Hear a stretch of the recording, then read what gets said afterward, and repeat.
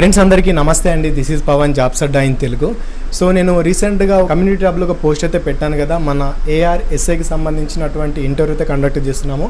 So సార్ని అయితే కలుస్తున్నాము మనం అని చెప్పేసి నేను అక్కడ పోస్ట్ అయితే చేశాను. సో అక్కడ చాలామంది క్వశ్చన్స్ అడిగారు. అడిగిన క్వశ్చన్స్ అన్నిటికీ ఈరోజు మీకు ఒక మేజర్గా ఆన్సర్ అయితే ఇవ్వబోతున్నాము. సో మరి సార్ చెప్పేటటువంటి ఆన్సర్స్ ఏంటి, ఇంకా మీకు ఏమైనా డౌట్స్ ఉన్నా కానీ మళ్ళీ కామెంట్ కూడా చేయండి, తర్వాత కూడా నేను మీకు రిప్లై ఇచ్చే ప్రయత్నం చేస్తాను. సో ప్రజెంట్ మన ముందరుంది సాయికృష్ణ సార్ అన్నమాట. నిర్మల్ జిల్లాలో ARSIగా విధులు నిర్వహిస్తున్నారు. సో సార్కి అడిగి మనం పూర్తి సమాచారం అయితే తెలుసుకుందాం. ఈ డిపార్ట్మెంట్ ఎలా ఉంటుంది, ఏ విధంగా మీరు ఈవెంట్స్లో హై స్కోర్ చేసే అవకాశాలు ఉంటుంది, సెలక్షన్ ప్రాసెస్ ఏంటి, అసలు జాబ్ ప్రొఫైల్ ఎట్లా ఉంటుంది, కంప్లీట్ ఇన్ఫర్మేషన్ మనం ఈ వీడియోలో తెలుసుకునే ప్రయత్నం అయితే చేద్దాం. So okay, hi sir. Hi అందరికీ, నా పేరు సాయికృష్ణ. RSI నిర్మల్ డిస్టిక్లో పనిచేస్తున్నాను. ఇంతకుముందు ఆసిఫాబాద్లో చేశాను. నేను వచ్చేసి 2018లో మన నిర్మల్ డిస్టిక్లోనే సివిల్ కానిస్టేబుల్ సెలెక్ట్ అయినాను. 2 years టౌన్లో చేశాను. ఆ తర్వాత 2020లో RSIగా సెలెక్ట్ అయ్యి ఒక 1 year మన కొమరంభీం ఆసిఫాబాద్లో సర్వ్ చేసి రీసెంట్గా ట్రాన్స్ఫర్ అయ్యి మన నిర్మల్కి వచ్చేసాను నేను. నా ఎడ్యుకేషన్ క్వాలిఫికేషన్ వచ్చి MA ఇంగ్లీష్. MA వచ్చేసి డిస్టెన్స్లో చేసిన. Graduation BCom computers English medium. బేసికల్గా స్టార్టింగ్ నుంచి ఇంగ్లీష్ మీడియం అయినా మొత్తం ఎడ్యుకేషన్ మొత్తం లోకల్లోనే కంప్లీట్ చేసాను. So thank you sir. అయితే ఇప్పుడు ఇంకో విషయం ఏంటి అంటే, మనకు ప్రజెంట్ 2020 ఇప్పుడు 22లో మనకు కానిస్టేబుల్ నోటిఫికేషన్, SI నోటిఫికేషన్ అయితే వచ్చింది, మీకు తెలిసింది. అయితే మన గత నోటిఫికేషన్తో పోల్చుకుంటే ప్రస్తుతం మనకు చాలా మార్పులు అనేవి వచ్చినాయి. ఈ మార్పులు అనేటివి అసలు ఏంటి, మరి ప్రస్తుతం ఉన్నటువంటి సిచ్యువేషన్లో మనం ఏ విధంగా ప్రిపేర్ అవ్వాలి, దాని గురించి కూడా మీరైతే చెప్పండి. సో దానికంటే ముందు ప్రజెంట్ మనకు కొన్ని క్వశ్చన్స్ అయితే అడిగారు స్టూడెంట్స్.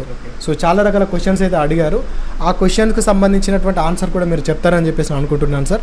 సో చాలామంది అడిగినటువంటి మేజర్ క్వశ్చన్ ఏంటి అంటే, మెడికల్ గురించి అయితే ముందుగా అడిగారు.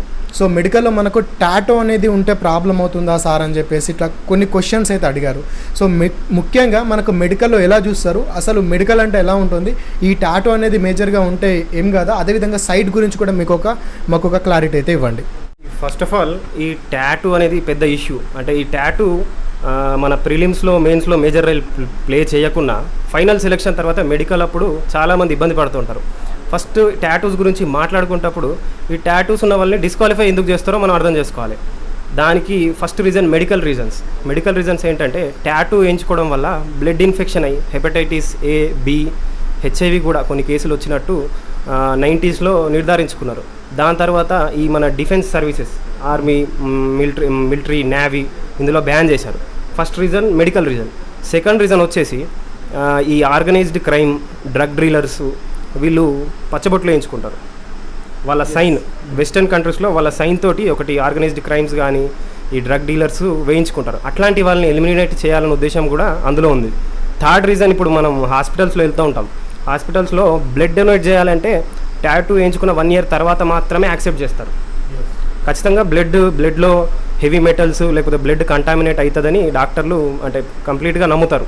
అందు గురించే మనకు ఈ టాటూస్ వేసుకున్న వాళ్ళని మనం రిజెక్ట్ చేయడం జరుగుతుంది.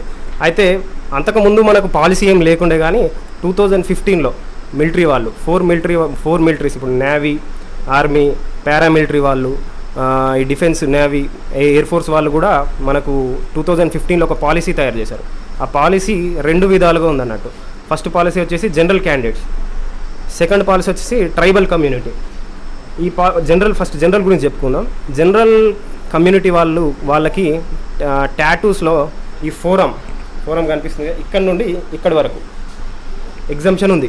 ఇక్కడ ఈ ఏరియాలో టాటూ వేసుకుంటే ఆ టాటూ కూడా ఏ రకంగా ఉండాలంటే అఫెన్సివ్గా ఉండొద్దు. అంటే దాన్ని చూసి ఇంకొకళ్ళు ప్రొవోకేట్ అవ్వడం కానీ బాధపడడం కానీ అట్లా అవ్వద్దు. సెక్సిస్ట్ రిమార్క్స్ ఉండొద్దు దానిపైన.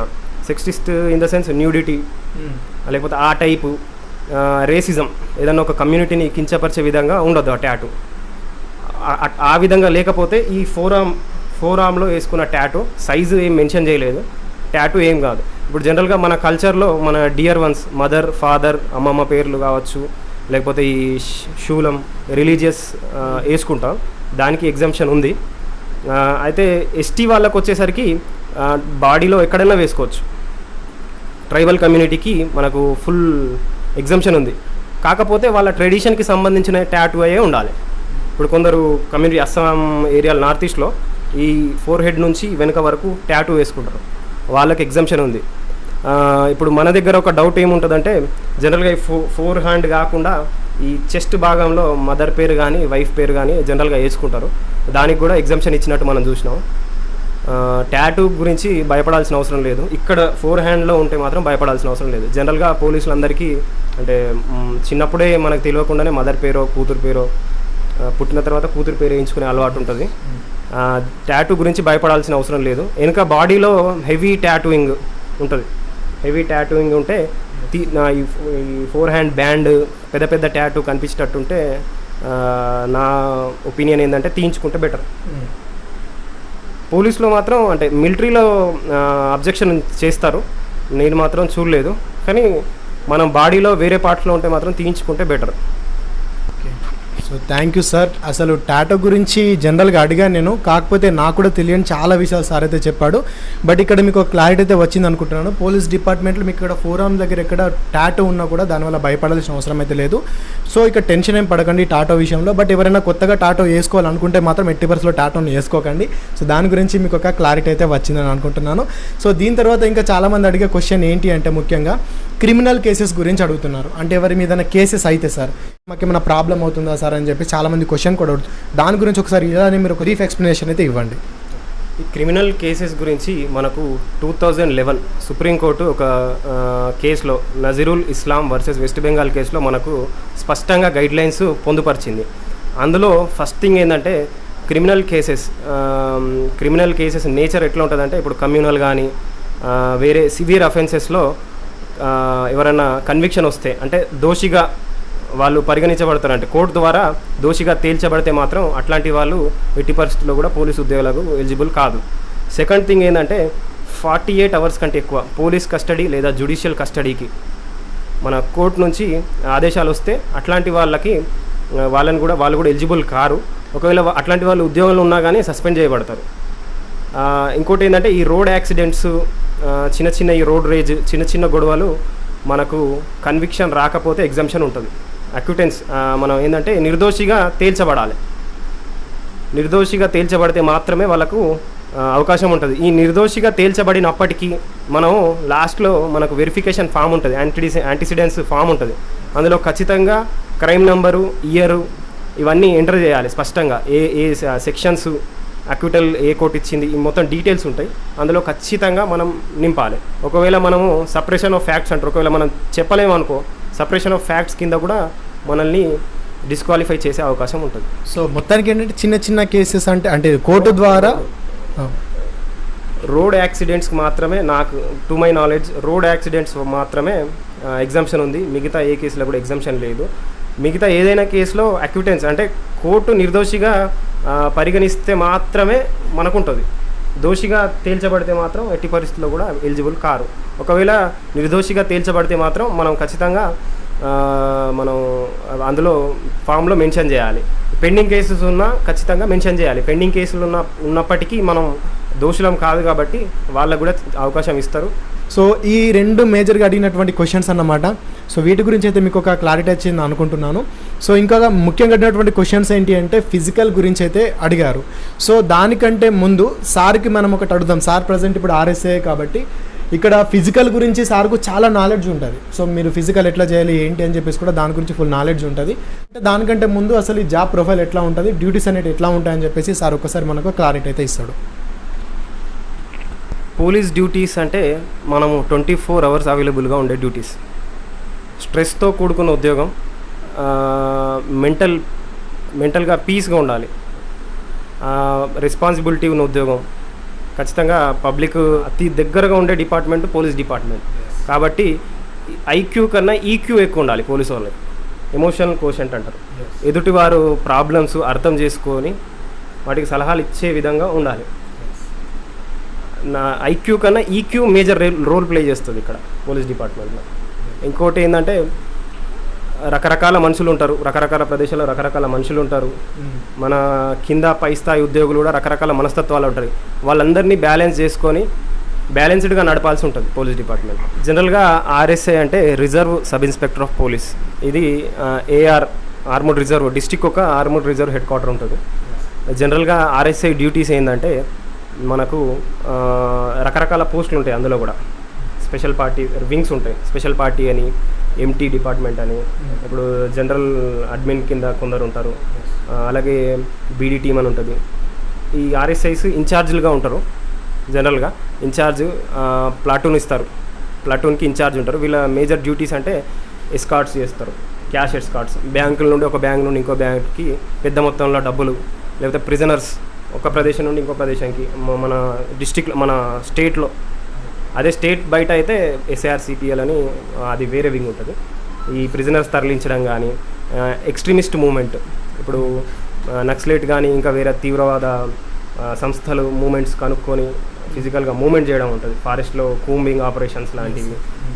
ఇంకోటి ఏంటంటే కమ్యూనల్ వైలెన్స్ అయినప్పుడు, లేకపోతే లా అండ్ ఆర్డర్ కంట్రోల్లో లేనప్పుడు ఖచ్చితంగా ఆర్ఎస్ఐ తన ప్లాటూన్తో దిగి లా అండ్ ఆర్డర్ కాపాడేటందుకు సాయశక్తుల ప్రయత్నం చేస్తారు.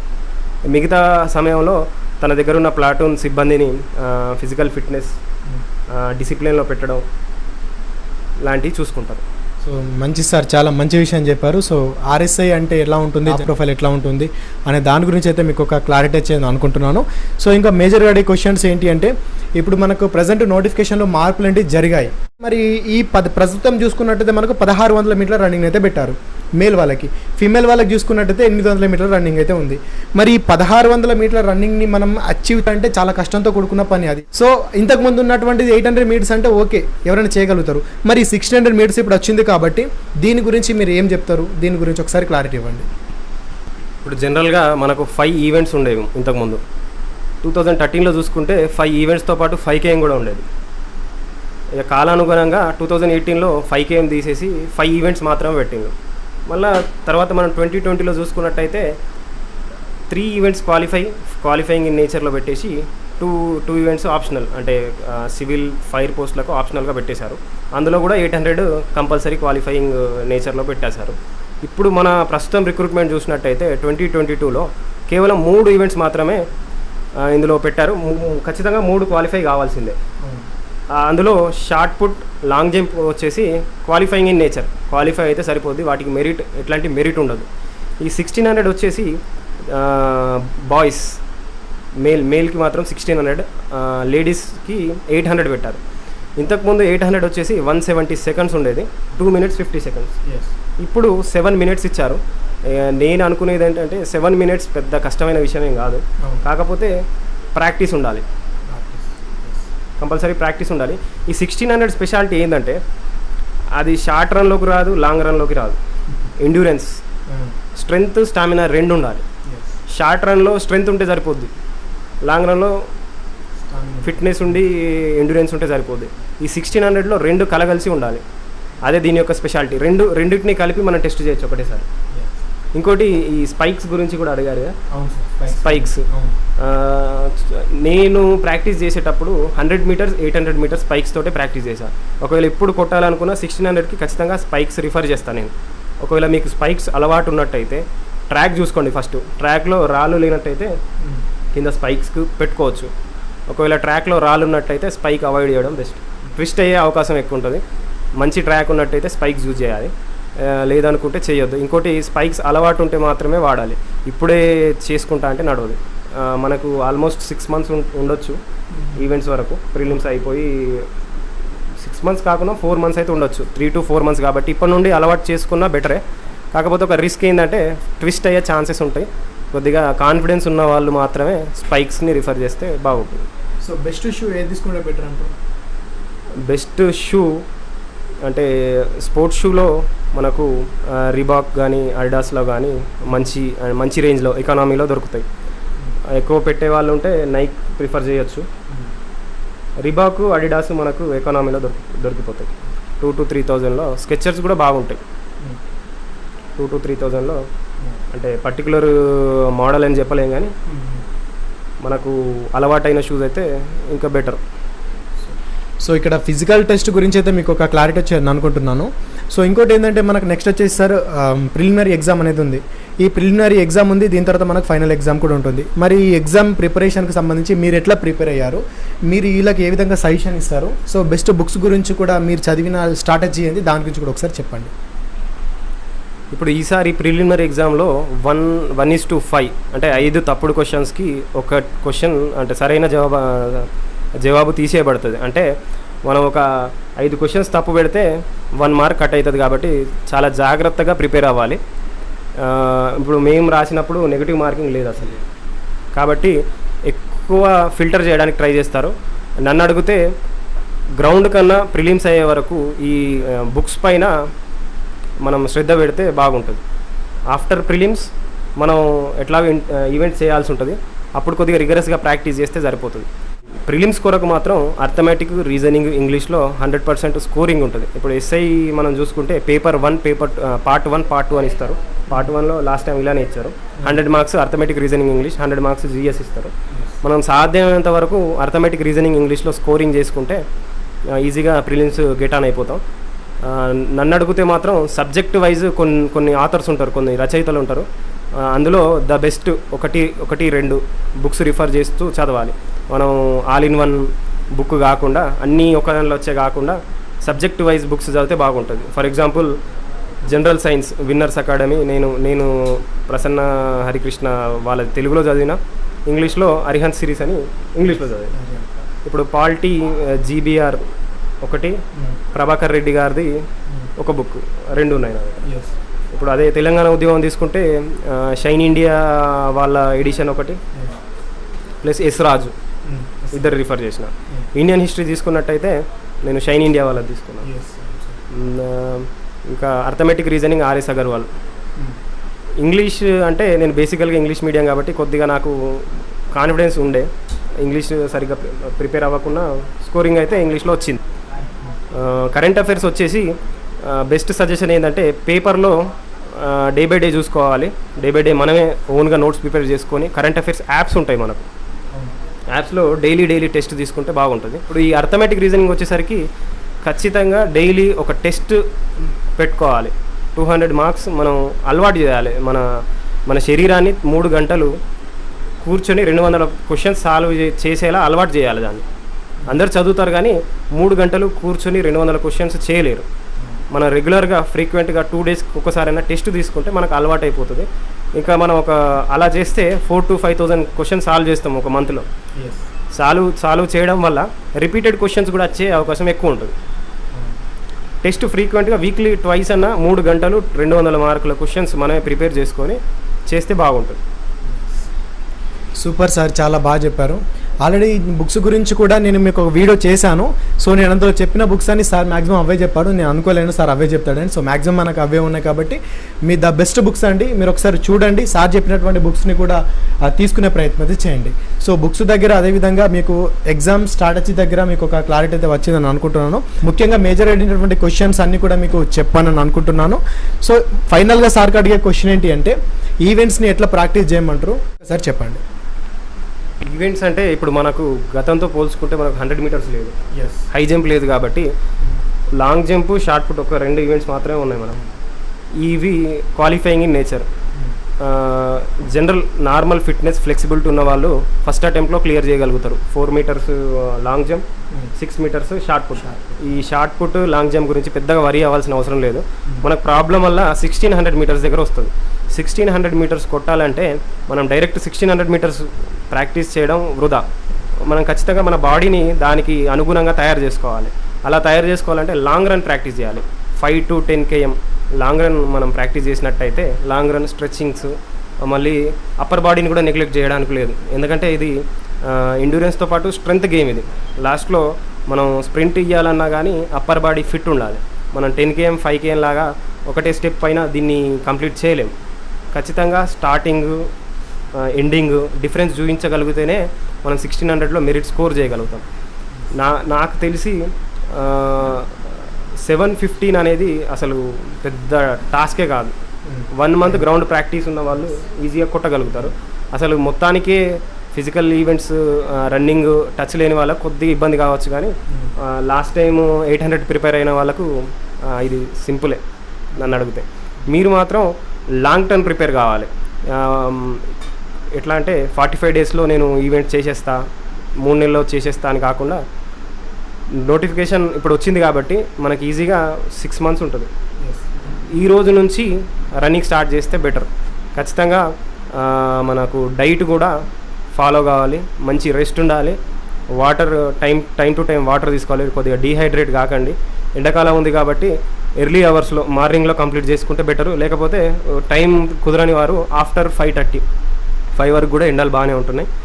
5:30 తర్వాత కొద్దిగా వాటర్ ఫుల్ ఫ్లెడ్జ్గా బాడీ హైడ్రేట్ చేసిన తర్వాత మాత్రమే 1600కి పోవాలి. ఫస్ట్ ఒక 2-3 డేస్ ఇబ్బంది అవుతుంది, తర్వాత బాడీ తను అలవాటు చేసుకుంటుంది. అప్పటి వరకు ఛాన్స్ ఇవ్వాలి. ఫస్ట్ 2-3 డేస్లో పెయిన్స్ వచ్చినప్పుడు లేకపోతే టైమింగ్ రానప్పుడు నిరాశపడి వదిలేయకుండా కంటిన్యూ చేయాలి. ఒక 1.5 మంత్ చూసిన తర్వాత అప్పుడు డిసిషన్ తీసుకుంటే better. So okay sir, physical గురించి అయితే సార్ చెప్పినట్టయితే ట్రై చేయండి. సో అనవసరంగా ఎండలో కాకుండా మీరు సేఫ్గా ప్రాక్టీస్ అయితే చేయండి. ఓకేనా? సార్ చెప్పినటువంటి ట్రిక్స్ పాటించారంటే మీకు చాలా బెటర్గా అయితే ఉంటుంది. Okay sir, thank you so much sir, చాలా మంచి విషయాలు చెప్పారు. సో ఫైనల్గా ఒకటి ఏంటి అంటే, ఇప్పుడు ప్రజెంట్ ప్రిపేర్ అయ్యే వాళ్ళకు మీరు ఇచ్చే సందేశం ఏంటి? మీరు ఏమని చెప్తారు వాళ్ళకి? ఇప్పుడు ప్రిపేర్ అయ్యే వాళ్ళకు నా సజెషన్ ఏంటంటే, ఫస్ట్ థింగ్ అన్నీ వదిలేయండి. ఇంట్లో ప్రాబ్లమ్స్ ఉండొచ్చు, ఉద్యోగాల్లో ప్రాబ్లమ్స్ ఉండొచ్చు. ఒక్క 6 to 8 months ఫోకస్ పెట్టండి. మనకు తర్వాత ఈ నోటిఫికేషన్ పోతే మళ్ళీ వచ్చేసరికి మనకు ఏజ్ ఉండొచ్చు, లేకపోతే ఇంట్రెస్ట్ ఉండకపోవచ్చు. మనం వేరే ఉద్యోగంలో స్థిరపడవచ్చు, లేకపోతే కొందరు పెళ్లి చేసుకొని కూడా ఇంట్రెస్ట్ పోతుంది. కాబట్టి ఇప్పుడు నెవర్ అనే విధంగా చేయాలి. కొద్దిగా పాజిటివ్ యాటిట్యూడ్తో చేయాలి. ఇప్పుడు ఫర్ సపోజ్ మార్నింగ్ పీటీ చేసిన తర్వాత కాలు నొప్పులు అని చెప్పేసి గివప్ చేయకుండా, ఆ కాలు నొప్పులకు రెమెడీస్ మీరే సొంతంగా ఫైండ్ చేసుకొని దాన్ని సాల్వ్ చేసుకొని ఈ మన ఎడ్యుకేషన్ అంటే రిటర్న్ ఎగ్జామినేషన్ పర్పస్ కూడా టైం స్పెండ్ చేసి ఒక పద్ధతి ప్రకారం చేసుకోవాలి. మార్నింగ్ అవర్స్లో పీటీ, ఒక 1 hour రెస్ట్, తర్వాత మంచి డైట్ ఫుడ్ తీసుకొని రెస్ట్ తీసుకున్న తర్వాత సబ్జెక్ట్ టు సబ్జెక్ట్ ఒక టైం పెట్టుకొని చేసుకోవాలి. నన్ను అడిగితే ఈవెంట్స్కి, అర్థమెటిక్, రీజనింగ్, ఇంగ్లీష్కి ఎక్కువ టైం ఇస్తే బెటర్. ఇంతకుముందు తెలంగాణ ఉద్యమం కరెంట్ అఫైర్స్ నుంచి ప్రిలిమ్స్లో చాలా అడిగారు, మెయిన్స్కి వచ్చేసరికి అడగలేదు. ఇట్లా ఒక సబ్జెక్ట్ మీద డిపెండ్ కాకండి. అర్థమెటిక్, రీజనింగ్ మాత్రం 100% దానికి ఉంటుంది. మిగతాది మనం ఎస్టిమేట్ చేయలేము. కొన్ని సబ్జెక్ట్ నుంచి ఎక్కువ రావచ్చు, తక్కువ రావచ్చు. అట్లానే కాకుండా అర్థమెటిక్, రీజనింగ్ ఎక్కువ ఫోకస్ చేసి మిగతాయి బ్యాలెన్స్గా చదవండి. Okay, thank you sir, thank you so much. Me interview ద్వారా చాలా మంచి విషయాలు అయితే తెలుసుకున్నారు మా వాళ్ళు. సో ఒకటి అర్థమైంది, స్టూడెంట్ పర్పస్లో మీకు ఉన్నటువంటి ఇంటెన్షన్కి thank you so much sir.